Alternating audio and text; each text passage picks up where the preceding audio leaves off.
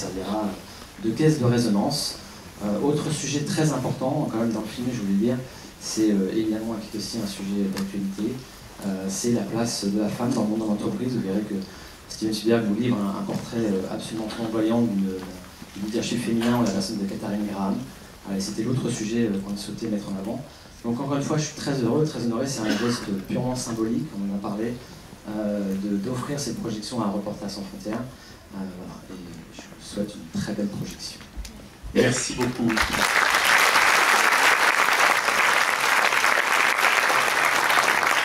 Merci beaucoup Xavier, merci à Universal France. Au nom de Reporters sans frontières, de Pierre Aski, président du conseil d'administration, de l'ensemble de l'équipe, on est très honoré de ce partenariat avec Universal pour ce film de Spielberg, qui est un film sur le Washington Post. Le titre en anglais d'ailleurs, enfin le titre Pentagon Papers est en anglais, mais le titre dans les pays anglophones n'est pas celui-là, puisque c'est The Post, l'institution de Washington Post. Et il se trouve que par le plus grand des hasards, dans le cadre d'une mission aux États-Unis sur la liberté de la presse, vendredi dernier, il y a 3 jours, j'étais au Washington Post. Et le Washington Post, c'est un journal dont on est proche. C'est là qu'on a lancé l'an dernier le classement mondial de la liberté de la presse, avec une conférence de presse qu'on va refaire cette année. On a beaucoup soutenu le Washington Post, notamment lorsque l'un de ses journalistes, Jason Rezaian, a été retenu entre 2014 et 2016 pendant 2 ans en Iran, accusé d'espionnage, des accusations d'espionnage en Iran, en Turquie, dans de nombreux pays. Malheureusement, aujourd'hui, c'est des accusations dont les journalistes font souvent les frais.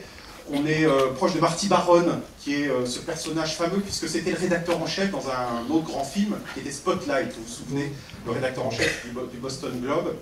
Et en visitant, pour ce rendez-vous, le Washington Post, je suis tombé au cœur de la newsroom. C'est quand même encore un bâtiment très impressionnant, le Washington Post. C'est une immense rédaction à quelques pas de la Maison Blanche.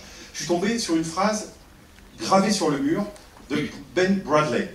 Ben Bradley, c'est le rédacteur en chef légendaire du Washington Post, celui de l'autre grand scandale, le Watergate, qui a dirigé, je crois, de 65 à 91 la rédaction du Washington Post. Et la citation, c'était la suivante: c'est qu'à long terme, toute vérité, aussi déplorable soit-elle, est moins dangereuse qu'un mensonge. Et je crois que cette phrase, elle résume toute l'utilité publique du journalisme d'investigation, et particulièrement dans une période que Steven Spielberg a choisi pour tourner ce film. Aujourd'hui, dans le champ de la liberté d'expression, il nous faut, c'est ce que Reporters sans frontières s'emploie à faire tout le temps, à défendre la liberté de ceux qui incarnent la vérification des faits, l'exactitude, le fait, comme on dit en anglais, de speak truth to the power, de dire la vérité, d'exercer ce rôle de contre-pouvoir.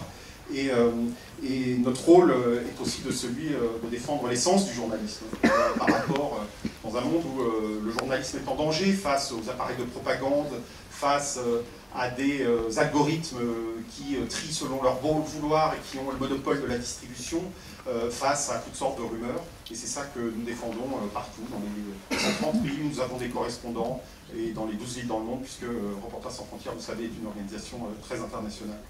Alors, je voudrais vraiment remercier ce soir, et on était avec eux l'autre jour, avec Steven Spielberg, Tom Hanks qui joue le rôle de Ben Bradley, et Meryl Streep, parce qu'ils apportent un soutien, un engagement à la liberté de la presse qui est assez impressionnant, qui va très au-delà de la promotion classique des films.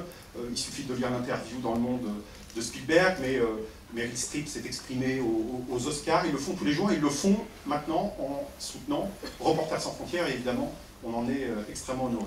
Et puis je voudrais profiter de cette avant-première pour remercier vous tous qui êtes là et dont la présence est pour nous un soutien. Et vous tous, nous savons qu'au-delà de votre présence ici, vous nous soutenez. Et puis dans la salle, il y a quelques responsables gouvernementaux, politiques. Et je voudrais dire notamment, alors je commencerai dans l'ordre protocolaire, à Monsieur le ministre de la Cohésion des Territoires, Jacques Mézard, combien nous vous savons gré et nous ressentons de la gratitude pour ce que vous faites, qui est très en dehors de votre mandat ministériel, mais pour les journalistes en Turquie, de manière extrêmement discrète. Il y a la ministre de la Culture, nous sommes très honorés, Madame Nissen, que vous soyez ici, et nous comptons sur vous. Anne Hidalgo, la maire de Paris, nous voyons très souvent, nous avons l'occasion, parce qu'il y a un partenariat depuis maintenant extrêmement longtemps, je suis même incapable de le dater, et extrêmement étroit et intime avec la mairie de Paris, je veux vous soutenir. Et puis c'est un plaisir de voir Harlem Désir qui mène le même combat que Reporters sans frontières, en étant le représentant pour la liberté des médias de l'OSCE, cette grande organisation internationale. Donc voilà, je vous remercie tous. Je voudrais juste, d'un mot, dédier cette avant-première à Daphne Caruana Galizia, vous savez, cette journaliste qui a été tuée à Malte cette année. Et l'autre jour, au Parlement européen, un parlementaire me disait c'est impressionnant comment une journaliste comme ça d'investigation aide à mobiliser l'action publique. Elle était une source pour nous, parlementaires européens, me disait ce parlementaire. On a Jean-Marie Cavada dans la salle, dont je veux aussi saluer la présence. Et ça aide vraiment à mouvoir l'action publique. Et aujourd'hui, on est sur un continent où, y compris donc en Europe, les journalistes sont en danger.